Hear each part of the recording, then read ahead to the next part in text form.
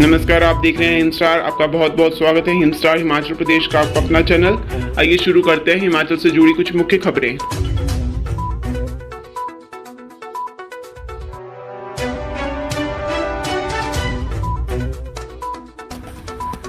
PM Modi ने पहना चोला डोरा, केदारनाथ यात्रा के दौरान झलका हिमाचल के प्रति प्रेम। प्रधानमंत्री नरेंद्र मोदी द्वारा केदारनाथ यात्रा के दौरान पहनी गई ड्रेस से हिमाचल प्रेम झलक रहा था। इस ड्रेस के दौरान प्रधानमंत्री नरेंद्र मोदी पारंपरिक हिमाचली चोला डोरा पहने नजर आए। जानकारी के अनुसार यह पोशाक प्रदेश के चंबा जिले की महिलाओं द्वारा बनाई गई एक हस्त निर्मित पोशाक थी, जिसे उनके कुछ दिन पूर्व हिमाचल दौरे के दौरान उपहार में दिया गया था। प्रधानमंत्री ने महिलाओं से वादा किया था कि जब भी वह किसी ठंडी जगह पर जाएंगे तो इस पोशाक को जरूर पहनेंगे। प्रधानमंत्री नरेंद्र मोदी इन दिनों उत्तराखंड के दौरे पर हैं। उन्होंने केदारनाथ मंदिर में पूजा अर्चना और भगवान शिव का रुद्राभिषेक किया। इस दौरान मोदी एक खास ड्रेस में नजर आए, जिसकी हिमाचल में खूब चर्चा हो रही है। पीएम कुछ दिन पूर्व हिमाचल के दौरे पर भी गए थे। इस दौरान उन्हें यह खास चोला डोरा एक महिला ने भेंट की थी, जिसे चंबा में रहने वाली एक महिला ने अपने हाथों से बनाया है।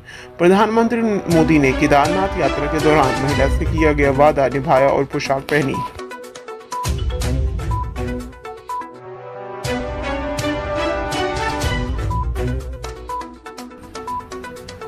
चुनावी शोर के बीच दिवाली मनाने आ रहे जेपी नड्डा। बीजेपी के राष्ट्रीय अध्यक्ष जेपी नड्डा दिवाली पर्व के उपलक्ष्य में बिलासपुर आ रहे हैं। 23 अक्टूबर को विजयपुर स्थित नड्डा निवास में दीप मिलन कार्यक्रम का आयोजन किया जा रहा है, जिसमें वो कार्यकर्ताओं के साथ दिवाली मनाएंगे। जेपी नड्डा के बिलासपुर दौरे का आधिकारिक शेड्यूल जारी हो गया है, जिसके तहत वो शनिवार को दोपहर बाद 3 बजे हेलीकॉप्टर के माध्यम से लूनू मैदान में उतरेंगे।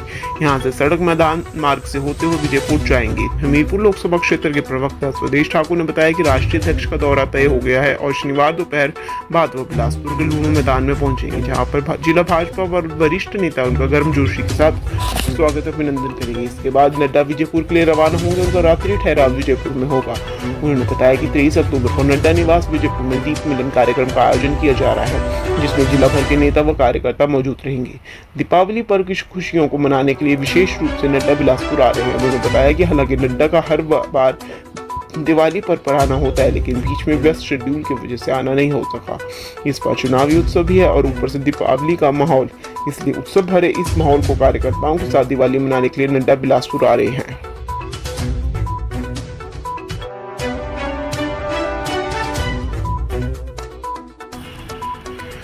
मुद्दों को भटका रही भाजपा। अलका लांबा बोली, बेरोजगारी, महंगाई और ओपीएस रहेंगे चुनावी मुद्दे। कांग्रेस की राष्ट्रीय प्रवक्ता अलका लांबा ने कहा कि भारतीय जनता पार्टी विधानसभा चुनाव के दौरान हिमाचल के मुद्दों को भटकाने की कोशिश में है, लेकिन कांग्रेस हिमाचल प्रदेश से जुड़े मुद्दों को भटकने नहीं देगी। वह शुक्रवार को सदर से कांग्रेस की प्रत्याशी चंपा ठाकुर के नामांकन से पहले एक पत्रकार वार्ता को संबोधित कर रही थी। उन्होंने कहा कि प्रदेश की जयराम सरकार विरासत में 10 लाख रोजगार छोड़कर जा रही है। इसके अलावा 1.5 लाख से अधिक कर्मचारी सड़कों पर ओपीएस की लड़ाई लड़ रहे हैं। उन्होंने कहा कि कांग्रेस के सत्ता में आते ही सबसे पहले ओपीएस लागू की जाएगी। उन्होंने कहा कि कांग्रेस की सीधी टक्कर भाजपा से है, बीच में कोई नहीं है। इससे पूर्व गांधी भवन में पत्रकारों से बात करते हुए अलका लांबा ने कहा कि सेब बागवानों की समस्याओं के अलावा अग्निवीर योजना पर ठेकेदारी प्रथा लागू करने के अतिरिक्त अनेक मुद्दों को लेकर चार्जशीट कांग्रेस के घोषणा पत्र से पहले लाई जाएगी। उन्होंने कहा कि बीते 3 सालों में मुख्यमंत्री के मंडी जिले में 162 रेप के मामले हुए हैं, जबकि सरकार आंकड़े छिपा रही है। इस अवसर पर कांग्रेस के वरिष्ठ नेता कौल सिंह ठाकुर ने कहा कि मुख्यमंत्री जयराम ठाकुर डबल इंजन की सरकार का नारा देते हैं। उन्होंने मंडी के लिए कौन सा नारा दिया है? कौल सिंह ने कहा कि सराज और धर्मपुर में जमकर भ्रष्टाचार हुआ है। कांग्रेस के सत्ता में आने पर जांच करवाई जाएगी। इस अवसर पर कांग्रेस प्रदेश महासचिव चेतराम ठाकुर, शशि शर्मा भी मौजूद रहे।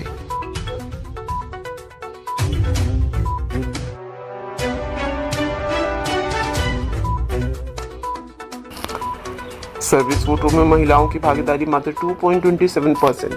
2 जिलों में महिला सेवा अर्हता मतदाताओं का आंकड़ा 200 पार है, जबकि एक जिले में 100 के आंकड़े को महिला सेवा अर्हता मतदाताओं ने पार किया है।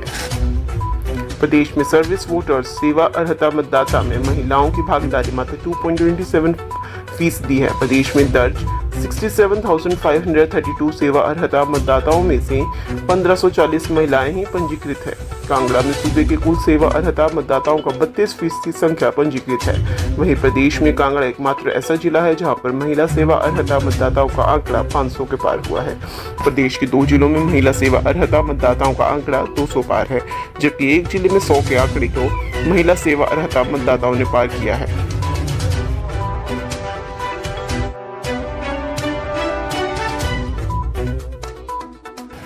संबित पात्रा बोले, दिल्ली और हिमाचल में भी जमानत पर है मां बेटा। हिमाचल के कांगड़ा स्थित धर्मशाला में भाजपा प्रवक्ता संबित पात्रा ने सोनिया गांधी और राहुल गांधी पर निशाना साधा। संबित पात्रा ने कहा कि दिल्ली में मां बेटे की जोड़ी और प्रदेश में प्रतिभा सिंह और विक्रमादित्य सिंह जमानत पर हैं। दिल्ली में और हिमाचल प्रदेश में भी कांग्रेस मां बेटे के नेतृत्व को स्वीकार नहीं कर रही।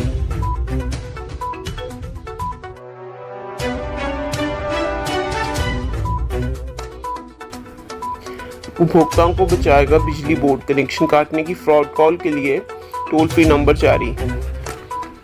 धोखाधड़ी के मामले आने के बाद बिजली बोर्ड ने उपभोक्ताओं से सीधे कार्यालय में संपर्क करने की सलाह दी है। बोर्ड ने टोल फ्री नंबर जारी किया और इस सुविधा को उपभोक्ताओं के लिए 24 घंटे खुला रखने की बात कही है। बोर्ड ने साफ कह दिया है कि कोई भी ऐप जो बिजली बोर्ड के नाम से जारी की गई हो उसे मोबाइल पर डाउनलोड ना करें। साथ ही बिजली बोर्ड के नाम पर फोन आते हैं तो उसे स्वीकार ना करें।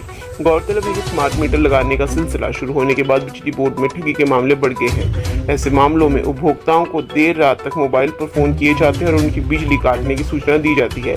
उपभोक्ता हड़बड़ाहट में ऑनलाइन माध्यम से भुगतान करने की कोशिश करते हैं। ऐसे में उनके बैंक खाते खाली हो रहे हैं। बिजली बोर्ड के पास प्रदेश भर से ऐसे शिकायतों का पिछले करीब 3 महीनों में लगातार आने का सिलसिला जारी है। ज्यादातर शिकायतें स्मार्ट सिटी शिमला और धर्मशाला से आ रही हैं, जबकि अन्य जिलों में इक्का दुक्का लोग अभी तक ऐसे फ्रॉड का शिकार हुए हैं।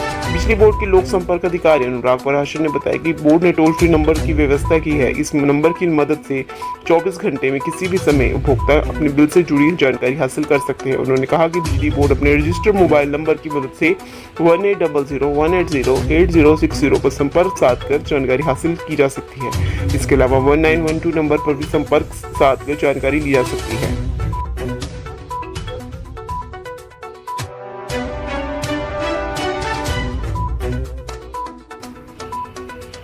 शिमला ग्रामीण जीत की हैट्रिक या खुलेगा खाता, 78,200 मतदाता करेंगे भाग्य का फैसला। सियासत में संकट उन सीटों को बचाने का भी है जो कुछ तय नहीं है। खासतौर पर बात शिमला ग्रामीण की करें तो यहाँ पूर्व मुख्यमंत्री स्वर्गीय वीरभद्र सिंह की परंपरागत सीट पर विक्रमादित्य सिंह चुनाव मैदान में है। भाजपा ने भी सीट में अपने पत्ते खोल दिए हैं और यहाँ डॉक्टर प्रमोद का टिकट काटकर इस पर जिलाध्यक्ष रवि मेहता को थमा दी है। पूर्व सीएम वीरभद्र सिंह के जमाने में सीट पर पार्टी एक तरफा जीत हासिल करती रही है।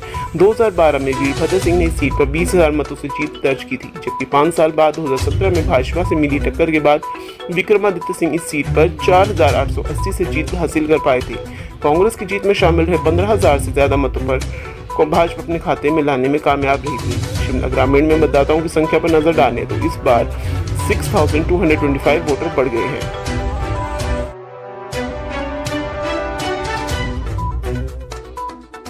फोटो एडिटर ऐप से फोन का डाटा चोरी, गूगल ने प्ले स्टोर से हटाया 3 मैलिशियस ऐप्स। साइबर ठग फोटो एडिटर ऐप से शातिर आपके फोन से डाटा चोरी कर सकते हैं। इसको लेकर साइबर सेल शिमला में एडवाइजरी जारी की है। इसके अलावा गूगल ने भी प्ले स्टोर से 3 मैलिशियस ऐप्स को हटा दिया है। इन एंड्रॉयड ऐप में magic photo, lab photo editor, blender photo editor, easy photo background editor और पिक्स फोटो मोशन एडिट शामिल है। बताया जा रहा है कि ऐप यूजर्स की पर्सनल जानकारी और पैसे की चोरी कर रहे थे। हालांकि ऐप पर प्ले स्टोर अब उपलब्ध नहीं है, लेकिन यूजर्स को सलाह दी गई है कि वे इन ऐप्स को डिवाइस से तुरंत हटा दें। एक सुरक्षा फर्म ने खुलासा किया है कि तीनों ऐप्स यूजर्स को ट्रिक करने के लिए और उसके बैंक अकाउंट तक पहुंचने के लिए फेसबुक लॉगिन का इस्तेमाल कर रहे थे। लॉगिन विद फेसबुक एक सामान्य ऑप्शन है जो कई ऐप और वेब पोर्टल यूजर्स को प्रदान करते हैं। कई यूजर्स इस ऑप्शन के साथ आगे बढ़ना चुनते हैं ताकि उन्हें एक नया अकाउंट बनाने और समय बचाने की जरूरत ना हो।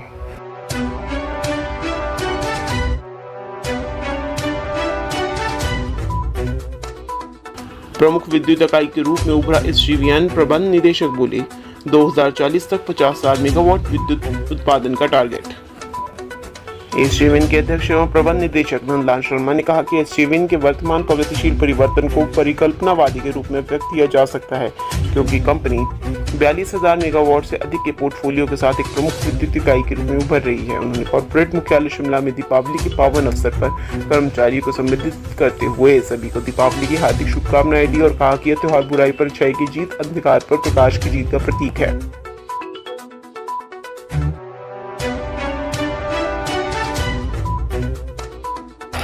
किसानों को 4.87 करोड़ का भुगतान। धान खरीद केंद्रों में 16 दिन में 2,799 मीट्रिक टन फसल की खरीद।